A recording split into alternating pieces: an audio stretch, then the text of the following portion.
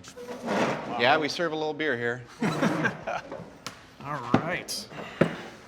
Woo, speaking of beer, Thank you. Right on time, Joey. what are we drinking?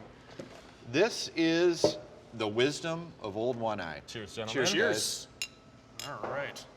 Prost. Oh, Isn't that good? yes. Each of our beers is inspired by a different country around the world or a different geography.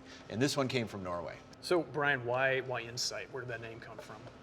Insight is about insight into the world of beers. And we're inspired by beers all over the world, breweries all over the world. And when we originally opened Insight, we wanted to capture that. Craft beer is all about fun and innovation and creating new and unique things. So we like to say, for every journey a story, for every story a beer, for every beer a toast to the journeys yet to come. I love it. Yeah. I've got to say, if I'm casting a film for a brewer, this guy's got the role right there. I mean, you're just like, it's perfect. So is like is the beard a prerequisite for this, or?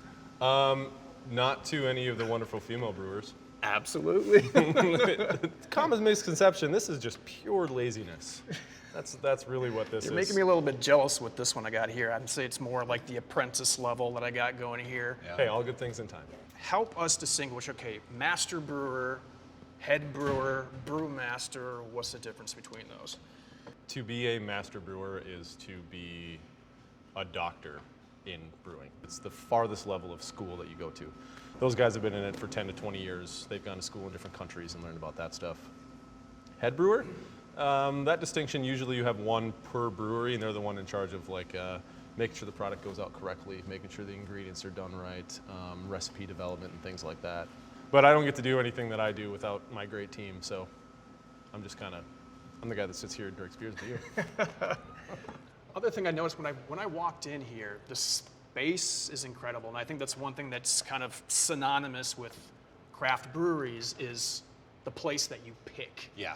This was originally a boiler manufacturer, and it had sat empty for 7 years. A lot of the space here in Northeast Minneapolis, which many people would argue is the epicenter for craft beer in Minnesota, these buildings are aging out, and they're looking for people to come in and breathe new life into it.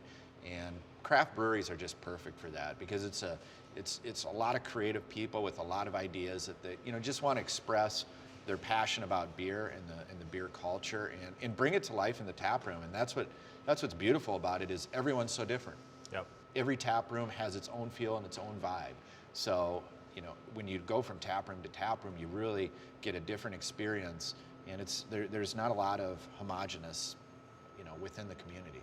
So Brian, tell me about the competition. I know there's 180 plus breweries now, Yeah. correct? Yeah. Yeah, technically we are in competition, but the reality is we're a big community, and we're all part of that community. And we started out in 2014, and we were like the 64th or the 65th brewery to open at the time. And now, as you mentioned, there's 180 of us, and we all want to succeed, and it's important that we all do succeed. So we really support each other and find a way to celebrate what makes each of us unique in the community. Yeah, and on my side, the competition just breeds better beer. I think competition breeds creativity, so we're all in competition with each other. We all have a small portion of the market share we're trying to hit, but if I need something, I can call another brewer up at another brewer and be like, do you have 50 pounds of rice hulls? They'll be like, yes, here you go. So it's very community driven, it's very focused on everyone around you trying to help each other out. But the other end of that is if you're not making good beer, you're not going to be around to help the other guy out. So the competition keeps us on our toes. If you've got 2 breweries, you've got A and B. If you got 180, you better be good at it. Yeah. So it's all about the beer, it's all about the community, and it's all about the brewery, and it's all about the brewers too. The awesome thing about craft, you nailed it, Eric, is experimentation and doing what you want to do. And you know what? If you make a beer or you drink a beer somewhere and you like it, that makes it a great beer. That's all there is. It's all subjective. Matt, I'm curious about, these are some of your successful beers here. Tell me about something that has flopped. Any flop that has happened here, from a customer standpoint, you guys would never know because it never leaves the back.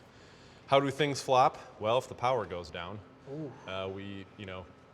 there's fermentation controls back there. Time and temperature is very important for fermentation of beers and finishing beers.